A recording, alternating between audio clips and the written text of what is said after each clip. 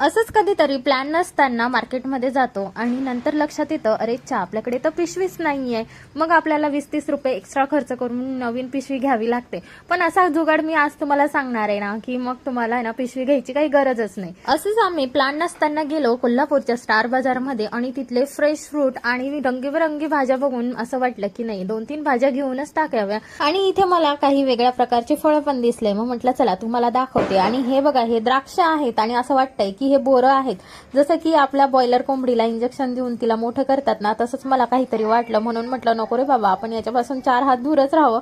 आणि इथे असे छान छान कॅप्सिकम वेगवेगळ्या कलरचे, पण किंमत बघा 250 रुपये पाव. आम्ही इथे बाजारामध्ये आमच्या हिरव्या कलरचे घेतो 10 रुपये पावशेरने.